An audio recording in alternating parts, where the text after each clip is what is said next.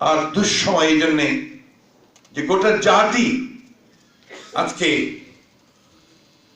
এমন একটি সময়ের মধ্যে পড়েছে যে সময় তার সমস্ত স্বপ্ন তার আমাদের কারো কাছে পরিচিত ছিলেন না। আমরা যারা বয়স্ক মানুষ, যারা স্বাধীনতা যুদ্ধের সময় আমরা যুবক ছিলাম, তাদের কাছে শহীদ প্রেসিডেন্ট জিয়া রহমান কোনো পরিচিত মানুষ ছিলেন না। 1971 সালে যখন পাক হানাদার বাহিনী বাংলাদেশের স্বাধীনতাকামী মানুষের উপরে ঝাঁপিয়ে পড়েছিল, যখন স্বাধিকারের আন্দোলন চরমে উঠেছিল, সেই সময় তাদের পাক হানাদার বাহিনী আক্রমণের ফলে সেদিন সবাই কিংকর্তব্য বিমূঢ় হয়ে গিয়েছিল, হতাশ হয়ে গিয়েছিল এবং ঘর ছেড়ে, বাড়ি ছেড়ে, গ্রাম ছেড়ে সব পালিয়ে যাচ্ছিল। সেই সময় শহীদ প্রেসিডেন্ট জিয়া রহমানের একটি কণ্ঠ গোটা জাতিকে অনুপ্রাণিত করেছিল যুদ্ধে ঝাঁপিয়ে পড়ার। সবাই ফিরে পেয়েছিল সাহস, সবাই ফিরে পেয়েছিল তার যুদ্ধের একটি আকাঙ্ক্ষা এবং সেই যুদ্ধে ঝাঁপিয়ে পড়েছে। আবার ওই শহীদ প্রেসিডেন্ট জিয়া রহমানই আবার পেছনে চলে গিয়েছিলেন স্বাধীনতা যুদ্ধের পরে। আবার তিনি আসলেন আরেক দুঃসময়ে 1975 সালের 7ই নভেম্বর, যখন দেশ আবার, জাতি আবার একটা অন্ধকারের মধ্যে চলে গেল, একটা অনিশ্চয়তার দিকে গেল, অস্থিতিশীলতার দিকে গেল। তখন আবার সেই কণ্ঠ, একই কণ্ঠ ভেসে আসলো জনগণের সামনে, সেটাই ছিল জিয়া রহমান। সেই জন্যই জিয়াউর রহমান এই দেশের মানুষের একেবারে অন্তরে। আওয়ামী লীগ সবসময় চেষ্টা করে নামটা মুছে দেওয়া, জিয়াউর রহমানকে মুছে ফেলা, কিন্তু শুধুমাত্র বা খোদাই করা নাম থাকলেই তো হয় না, যাদের অন্তরে জিয়াউর রহমানের নাম আছে তাকে কিন্তু মুছে ফেলা যায়। বন্ধুগণ, ওইখানেই জিয়াউর রহমান।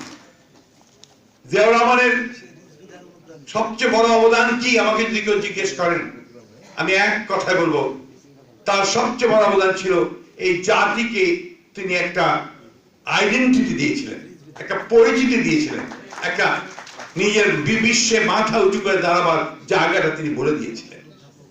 বাংলাদেশি জাতীয়তাবাদের যে দর্শন, সেই দর্শন নিয়ে আমরা যে আলাদা, আমাদের ভূখণ্ড আলাদা, আমাদের ঐতিহ্য, কৃষ্টি, সংস্কৃতি, ইতিহাস আলাদা, এই বিষয়টা তিনি সামনে তুলে নিয়ে এসেছিলেন। এবং সেই জন্যই জিয়াউর রহমানকে মুছে ফেলা সম্ভব নয়। যারা চেষ্টা করেন, তা আমি বলি যে তারা মাত্র বাতুলতা করেন, তারা পাগলামি করেন, অথবা তারা অজ্ঞতার পরিচয় দেন।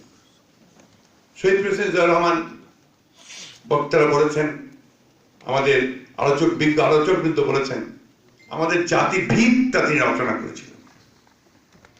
আবার আজকে যে বাংলাদেশ আমরা দেখতে পাচ্ছি 47 বছর স্বাধীনতার পরে, চতুর্দিকে বিভিন্ন রকম কথাবার্তা, উন্নয়ন হচ্ছে, জাতি এগিয়ে যাচ্ছে, পরিবর্তন হচ্ছে, এর ভিতটা কিন্তু শহীদ প্রেসিডেন্ট জিয়াউর রহমানের।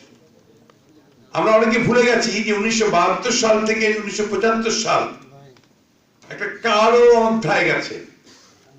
এই সময়ে আমাদের সমস্ত মুক্তিযুদ্ধের চেতনার যে বিষয়গুলো ছিল, আমাদের গণতন্ত্র, আমাদের কথা বলার স্বাধীনতা, আমাদের সংগঠন করবার স্বাধীনতা, মুক্ত চিন্তা করবার স্বাধীনতা, এগুলোকে এই আওয়ামী লীগ সেদিন ক্ষমতায় ছিল, তারা কিন্তু একে একে গুড়িয়ে দিয়েছিল। তাদের প্রণীত সংবিধানকে তারা একটা একটা করে পরিবর্তন করে যত কালা কানুন এবং আইন তারা সেদিন প্রণয়ন করেছিল, বিশেষ ক্ষমতা আইন, জরুরি অবস্থা, ও সব শেষে যখন আর কিছুতেই সামাল দিতে পারছিল না, তখন একদলীয় শাসন ব্যবস্থা, বাকশাল, তারা প্রতিষ্ঠা করেছিল। আমরা তো ভুলে যাইনি এই আওয়ামী লীগের ওই সময়কার দুঃশাসনের কারণে দেশে একটা ভয়াবহ দুর্ভিক্ষ হয়েছিল এবং সেই দুর্ভিক্ষে লক্ষ মানুষ প্রাণ দিয়েছিল।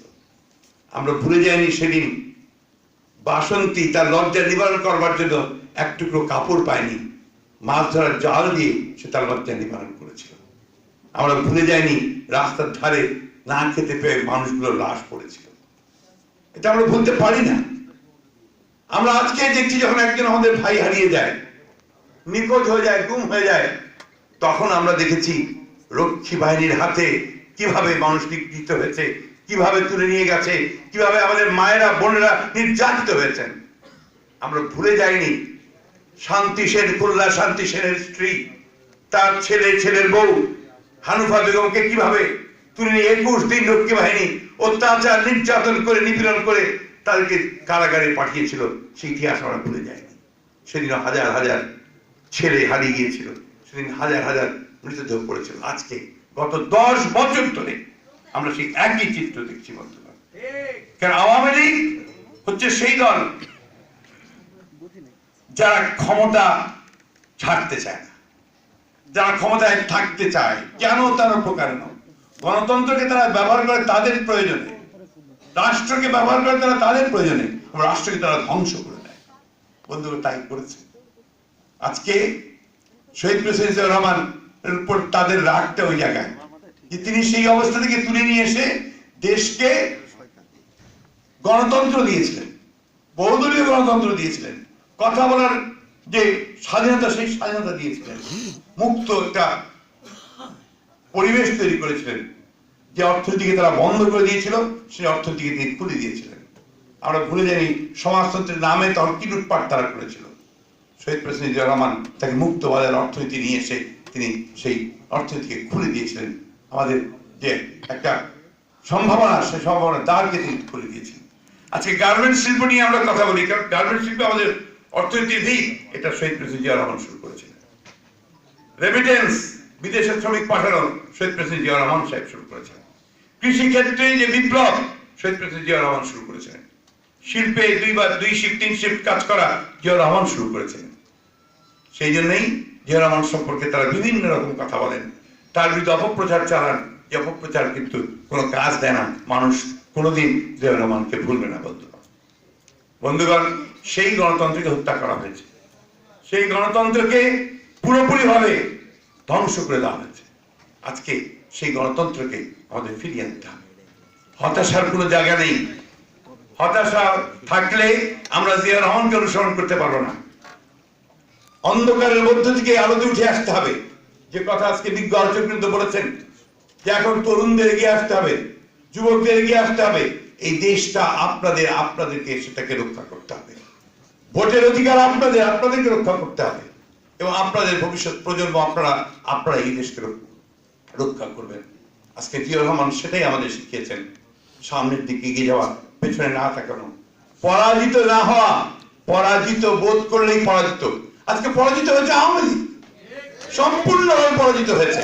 তারা নৈতিক দিয়ে পরাজিত হয়েছে, তারা জনগণ থেকে বিচ্ছিন্ন হয়ে গেছে, জনগণ থেকে একেবারেই তারা নিশ্চিহ্ন হয়ে গেছে। বন্ধুগণ, এই নির্বাচন একটা কাজ করেছে যে আওয়ামী লীগকে চিরদিনের জন্য মানুষের মন থেকে দূরে সরিয়ে দিয়েছে। আমাদের যে সমস্ত ভাইরা আজকে পঙ্গু হয়েছেন, আমাদের যে সমস্ত ভাইরা আজকে কারারুদ্ধ হয়েছেন, আমাদের যে সমস্ত ভাইরা ক্ষতিগ্রস্ত হয়েছেন, তাদের পাশে আমাদের দাঁড়াতে হবে। আমাদের যে সমস্ত মায়েরা বোনেরা নির্যাতিত হয়েছেন, তাদের পাশে আমাদের দাঁড়াতে হবে। আজকে সবচেয়ে বড় যে প্রশ্ন, আমাদের নেত্রী, গণতন্ত্রের মাতা, যিনি এই স্বাধীনতা শপথের পতাকাকে তুলে নিয়ে আছেন, এখন পর্যন্ত তার নামে আজকে সমগ্র বাংলাদেশের মানুষ একত্রিত হয়, তাকে আমাদের কারাগার থেকে বের করে আনতে হবে। সেই জন্যই আমাদেরকে আগে সামনের দিনগুলোতে, সেই জন্যই আমাদেরকে এখন ঐক্যবদ্ধ হয়ে সমগ্র বাংলাদেশের মানুষকে ঐক্যবদ্ধ করে আজকে দুর্বার আন্দোলনের মধ্য দিয়ে আমাদেরকে দেশের থেকে মুক্ত করতে হবে, আমাদের ভাইদেরকে মুক্ত করতে হবে এবং আমাদের গণতন্ত্রকে মুক্ত করতে হবে। এই শপথ নিয়ে আমরা সামনের দিকে এগিয়ে যাবো ইনশাআল্লাহ। আর তাহলেই শহীদ প্রেসিডেন্ট জিয়াউর রহমানের যে আদর্শ, সে আদর্শকে বাস্তবায়িত করা সম্ভব হবে। আপনাদের সকলকে ধন্যবাদ। আসসালামু আলাইকুম।